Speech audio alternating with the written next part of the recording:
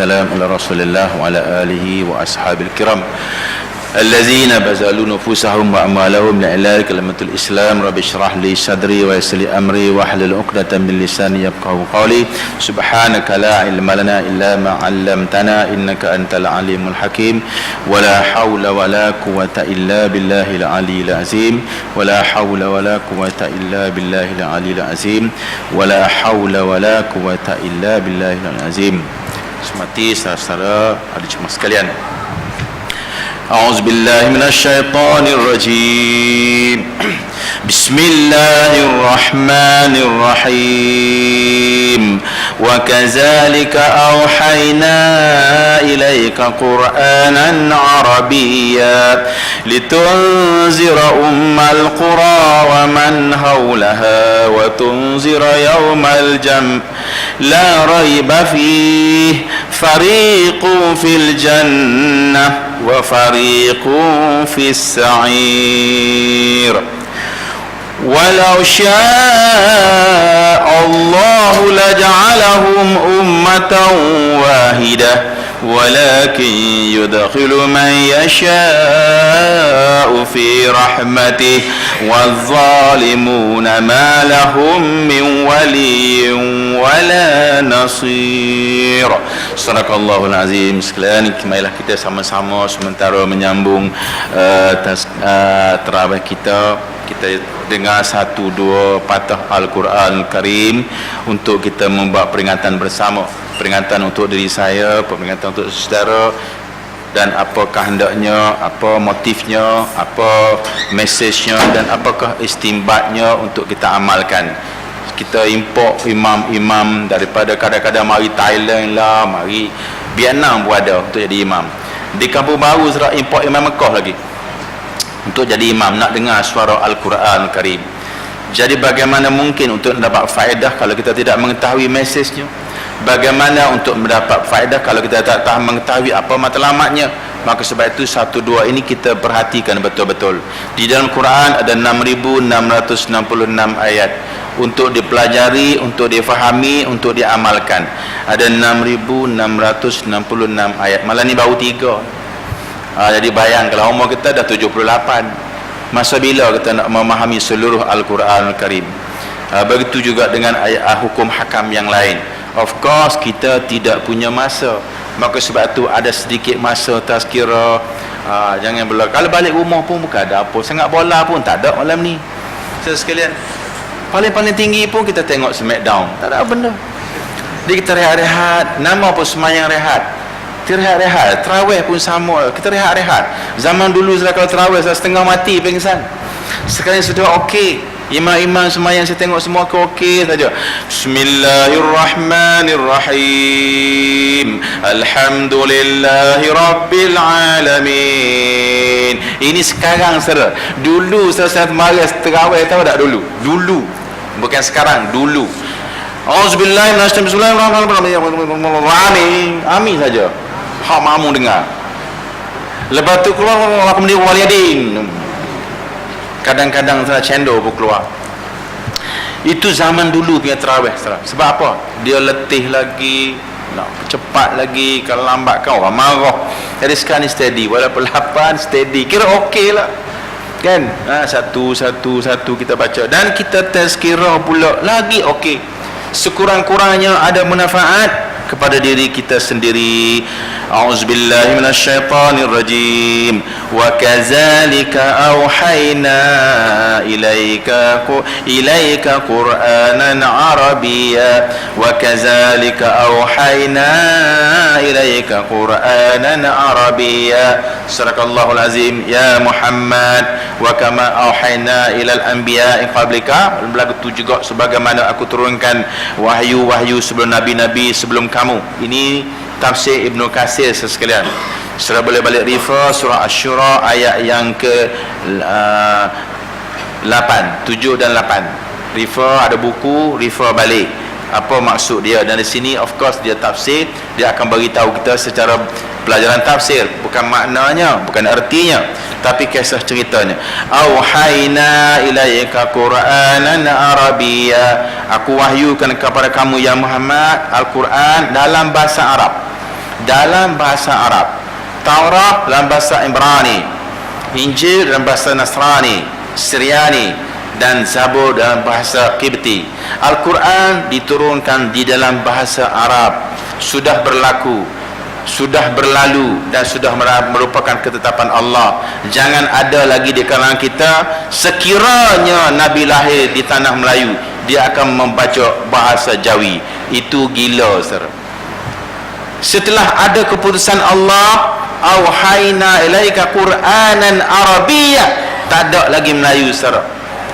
Saya tak pernah berada, saudara pernah tak berada di pendalaman Sumatera, sebuah masjid beragama Islam, saudara, sembahyang dalam bahasa Jawa, saudara. Di Turki, zaman sedikit masa dulu, di zaman Mustafa Kemal Atatürk, pernah modify azan dalam bahasa Turki dan sedang proses untuk sembahyang dalam bahasa Turki, sebab dia berpendapat Al-Quran, Allah Ta'ala faham semua bahasa, dan jangan-jangan ada orang Melayu pula sembahyang bahasa Melayu pula.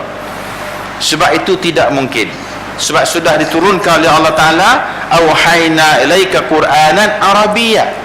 Maka tak boleh lagi andai kata Nabi orang Melayu, nascaya dia akan lahir di Putrahai. Orang ni saudara boleh hukum gantung, sebab dia telah melampaui kehendak dan keputusan Allah Subhanahu wa Ta'ala. Saudara pernah dengar tak, kalau Nabi Muhammad lahir, dia akan melawat Kelantan? Oh, tu dia. Sejak bila Nabi jadi duta? Nabi telah berlahir di kota Mekah, wafat di kota Madinah, gazet di Lauh Mahfuz. Tidak ada di Putrahai, tidak ada di Kedah, tidak ada di Selangor, dan tidak ada di Kota Baru, saudara. Gazetnya begitu. Sebab tu ini pengemasan daripada pelajaran kita tauhid. Sebab tu saya petik ni untuk pengemasan saya, sebab siapa yang ikuti kelas saya, dia lagi kemas lah, bukti dia lagi kemas. Jadi tak ada lagi soalan-soalan yang tertangguh, tidak ada lagi file yang tertangguh. Jadi auhayna ala Quran Arabi ay wadihan jaliyan bayyinah, dalam bahasa Arab jelas, terang dan nyata, tidak boleh dipertikaikan lagi untuk kita memahaminya. Litunzira ummal qura, untuk dijelaskan kepada ahli-ahli Ummul Qura. Ummul Qura sekalian ialah nama timangan bagi negeri Mekah. Nama timangan bagi negeri Mekah ialah Ummul Qura. Sebab tu universiti sana dikenali dengan nama Universiti Ummul Qura. Jadi sedar kalau nak buat sekolah tahfiz ke, sekolah Arab, sekolah agama, sekolah pondok ke, elok pun nama Madrasah Ummul Qura, Putrahai. Lepas tu kutip dah kamu letak kat tu. Jadi sebenarnya itu kita punya konsep. Dia ambil nama-nama yang cantik-cantik, tiru negara yang cantik, nama para-para wali, nama alim ulama, nama tutuk guru yang dah termasyhur. Jangan tiru nama-nama penyanyi lah. Ada seorang kawan saya cerita, anak kawan dia di Kedah, dia buat anak dia nama Ahmad Ronaldo, kerana dia minat sangat pemain bola sepak ni. Ibu nama anak dia Ahmad Ronaldo. Jangan saudara nak cari nama orang soleh, nak cari nama orang alim, nak bubuh nama bubuh. Kalau Universiti Ummul Qura, jangan bubuh University of Kent, England. Cari nama-nama begini. Wa man haulaha ay sa'il balad syarqan wa gharban, dan sekitar dia selain Mekah tu macam ibu dia, dan kalau negeri-negeri lain termasuk negara kita sudah dikira macam anak-anak dia lah, dia punya anak beranak dia, tetapi ibunya ialah Makkatul Mukarramah sebagai tempat yang paling mulia, asyrafil bilad. Wa sammaitu Makkah Ummul Qura, dan dinamakan Makkah itu ialah Ummul Qura li'annaha asyrafu min sa'ir bilad, kerana dia negeri yang paling mulia di antara negeri-negeri yang lain. Dan ini kata dia li'adilatul katsiratul mazkurah fi mawadhiha, banyak dalil-dalil dalam hadis-hadis yang lain lagi. Maka dia tulis kat sini ialah nama timangan kepada negeri mereka ialah disebut di sini Ummul Qura. Maknanya Ummul Qura. Dia tak cerita Mekah, tapi dia cerita Ummul Qura. Orang Arab ialah orang Mekah. Ya, wa kadzalika auhayna ilaika Qur'anan Arabiyyan litunzira ummal qura. Maknanya Quran diturun dalam bahasa Arab di negeri Mekah, tetapi dia guna nama lain, dia nama Ummul Qura wa man haulaha. Tapi bukan Mekah saja, di sekitarnya dan di mana saja pelosok alam yang menerima Al-Quran Karim, maka dia dikira mendapati hasilnya itu adalah sama saja, termasuk di negeri kita menerima Al-Quran Karim. Wa tunzira yaumal jam', dan memberi peringatan hari perhimpunan, la raiba fi, dan tidak ada keraguan kepadanya, iaitu hari kiamat. Sebagaimana yang kita membaca kepada kita tadi, saudara, hari kiamat ialah merupakan hari sebenar bagi kita. Hari ini hari main-main, hari rehearsal, hari yang kita buat latihan sahaja, bukan hari sebenar. Kalau kita semayang pun semayang kita latihan, belum khusyuk lagi, belum tahu Allah terima ke hidup lagi. Bila sebenar dia macam tadilah, faman zuhziha 'anil nari wa udkhilal jannah faqad faz. Siapa yang selamat daripada neraka, berada dalam syurga, baru kira berjaya. Di sini belum lagi, saudara. Jangan ada pula belah sana ahli neraka, belah sana ahli syurga. Belum lagi. Ahli syurga dan ahli neraka di selepas kiamat. Itu pun selepas perbicaraan, bukan lepas pilihan raya. Selepas bicara di hadapan Allah, baru tahu siapa penghuni syurga, siapa penghuni neraka.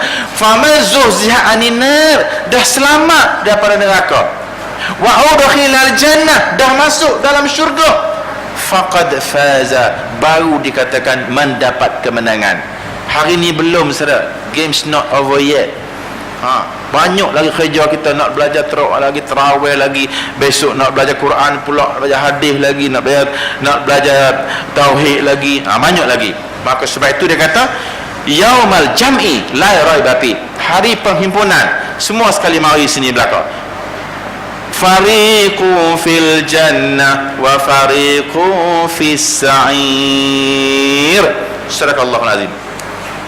Hari itu selepas keputusan Allah, separuhnya ke dalam syurga, separuhnya ke dalam neraka, wal iyazubillah. Ini gazet di dalam Al-Quran Al-Karim, sudah siap. Walau sya'allahu laja'alahum ummatan wahidah. Andai kata Allah mahu, dia boleh buat semua sekali masuk syurga belakang.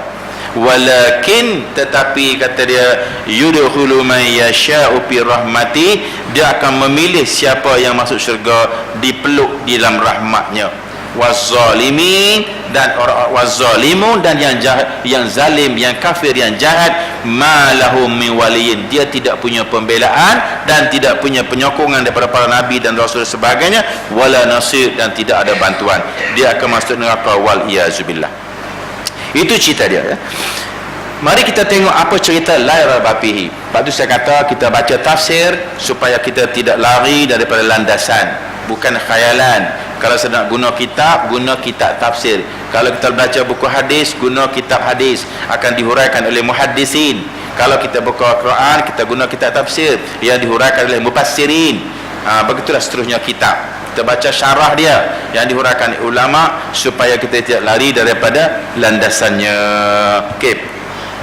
Kemudian apa dikatakan la raiba fi, ayul la syakun fi wuqu'i wa annahu kainun la mahala, wa qaul jalla wa alla, hari yang tidak boleh dipertikaikan, sebagaimana Allah tulis dalam Al-Quran Karim tadi yang kita baca, kata dia, tidak ada keraguan lagi. Fariqun fil jannah wa fariqun fis sa'ir, satu kumpulan dalam syurga, satu kumpulan dalam neraka, tak ada sekira lagi. Bagaimana dengan dakwah? Itu sebab saya kata tadi, segala urusan kita ini adalah sebagai urusan hamba kepada Allah, bukan nak mengubah nasibnya di langit sana. Hari ni kalau saya dengar di TV ke, motivasi ke, ceramah-ceramah ke, innallaha la yughayyiru ma biqaumin hatta yughayyiru ma bi anfusihim. Sadaqallahul azim. Allah tidak mengubah nasib kaum itu, melainkan kaum itu boleh mengubah nasibnya sendiri. Kalau tok guru saya hidup, dia kata apa? Kepala otak. Kenapa jadi begitu? Sebab kita tak faham inilah. Itu sebab saya package balik. Jangan lagi tafsir kita boleh mengubah nasib kita. Sawabikul himami la tukhfilukul akdar. Sejauh mana kamu punya tekanan pun usaha tidak boleh mengubah kotak takdir, saudara. Tidak boleh mengubah kotak takdir. Sebab inilah, sebab fariqun fil jannah wa fariqun fis sa'ir. Maka ini Nabi huraikan kepada para sahabat, Nabi huraikan kepada, dan sahabat huraikan kepada para alim ulama. Inna fi zalika laayatan liman khafa azabal akhirah, zalika yaumun majmu'un lahun nas wa zalika yaumun masyhur. Kisah hari kiamat itu tadi. Wa ma nuakhiruhu illa li ajalin ma'dur, tidak ada tangguh. Sesaat pun tidak lewat dan sesaat pun tidak tertangguh, mesti tepat pada harinya. Kenapa? Kerana itu janji Allah Subhanahu wa taala. Yauma ya'ti la takallamu nafsun illa biizni, tidak boleh berkata apa-apa melainkan Allah izin. Sebagaimana kita baca ayat-ayat yang lain, faminhum syaqiyyun wa sa'id, dan di antara kamu, di antara mereka ada yang celaka dan ada yang bertuah. Qala Imam Ahmad, tengok huraian dia ya. Hadatsna Hashim bin Al-Qasim, hadatsna Layyis, hadatsani Abu Qabil Al-Ma'afuri an Syafi'ul Asbahi an Abdullah bin Amr radhiyallahu anhuma. Abdullah bin Amr anak kepada Amr As radhiyallahu anhuma. Kharaja alaina Rasulullah sallallahu alaihi wasallam fi kitabani. Nabi keluar, Nabi bawa dua buku lambang contoh. Nabi bawa macam ni sebagai lambang contoh kepada para sahabat. Nabi pegang begini, saudara sekalian. Faqala atadruna ma hazanil kitabani, wahai kawan-kawan, mu tahu tak apa dua kitab ini? Jawab para sahabat, la illallah wa rasul, kami tak tahu ya Rasulullah. Kata dia, illa anta khibirana ya Rasulullah, melainkan kamu bagi tahu kami. Kalau kami tak apa benda duk pegang duk dua ni, mana nak tahu ya Rasulullah. Haza kitabun min rabbil alamin, ini kitab keputusan daripada Allah Tuhan sekalian alam. Kata dia, bi asma'i ahlil jannah wa asma'i abaihim wa qabailihim. Hak satu ni kata dia nama senarai nama ahli-ahli syurga dan nama bapa-bapaknya, kumpulan-kumpulannya, parti-partinya, grup-grupnya dan anak-anak keluarganya. Sudah, ni sebelah ni kata dia. Summa ajmala ala akhirim, kemudian heret bawah sini pula, la yuzadu fihim la yanqusu minhum abada, tidak ada senarai baru dan tidak ada senarai yang terbuang. Confirm, compulsory ada dalam senarai itu, tidak ada yang bertambah dan tidak ada yang berkurang. Senarai nama itu tadi exactly, sharp and accurate. Oh tu dia, tak boleh modify lagi. Tak boleh kata ni kalau dia buat gini masuk syurga, tukar undi masuk neraka balik. Ni kita ni kakak belah raya yang jaga ya. Banyak penceramah boleh buka hukum ni. Jadi berhati-hati dengan ilmu tauhid, sebab kita ada tiga ilmu. Duanya berkenaan dengan ilmu makrifat, iaitu ilmu tauhid dan ilmu tasawuf. Satunya ilmu fiqh, bermakna kita ada dua satu. Kalau kita gagal kedua-dua ilmu makrifat ini, secara fiqh sudah tidak berguna lagi. Maka jaga betul-betul ya. Ini tazkirah tak sempat secara ini, promosi saja. Promosi masa kita puasa kan, Allah promotionkan kepada kita namanya puasa. Kenapa? Untuk puasa kerana begian. Secara hakikatnya ialah latihan jasmani dan rohani. Kerana apa saudara sekalian? Di dalam badan kita ada penempatan perkampungan syaitan dan malaikat. Tetapi perkampungan ini akan dikawal oleh malaikat andai kata syaitan tidak ada, dan akan dikawal oleh syaitan andai kata malaikat tidak ada. Maka perkampungan ini menjadi rebutan dua makhluk Allah ini. Yang pertama malaikat, yang kedua syaitan. Bagaimana untuk kita menutup pintu syaitan? Inna syaitana la yajri fa bani adama mim majrad dami, sesungguhnya syaitan itu mengalir masuk di dalam hati anak Adam melalui saluran darah. Fatayyiku majarihu birja, maka persempitkan saluran itu dengan berpuasa. Maka Tuhan ajar latihan dia namanya puasa. Syahrul Ramadan allazi unzila fihi al-Quran. Inilah bulan yang diwajibkan berpuasa. Sebab apa? Sebelum tu kutiba alaikum syiyam. Bulan Ramadan disebut di Al-Quran satu-satunya bulan yang disebut di dalam Al-Quran. Jadi kita buat latihan. Selepas ini sedaskan nama pun promotion, nama pun dia punya model saja. Lepas ni kita kena carry on lah. Puasa 6-nya, puasa Senin Kamisnya, puasa bayatnya, puasa satu puasa Nabi Daudnya, puasa suku-suku kitanya dan sebagainya lah, supaya perjalanan syaitan terus menerus tidak dapat dikawal abadal abidin, untuk selama-lama. Begitu juga dengan kita pergi haji. Kalau kita pergi haji, Tuhan promotionkan kita ibadat nama umrah. dan ibadat yang paling kompulsif waktu haji namanya wukuf di Arafah. Wukuf inilah haji. Bila ditanya, ya Rasulullah, apa itu haji? Haji ialah wukuf di Arafah. Jadi bila wukuf di Arafah, saya cuba bayang, apa pasal rukun haji nak kena wukuf di Arafah? Kenapa tak pergi ke Hotel Hilton? Kenapa tak buat satu padang macam Bukit Jalil tu? Biar ada aircon, biar ada shelter, biar ada tempat peneduh dan sebagainya. Kenapa pergi suruh duduk di tengah-tengah panas dan sekalian? Padang jarak, padang terkukur, tidak ada pokok dan tidak ada air.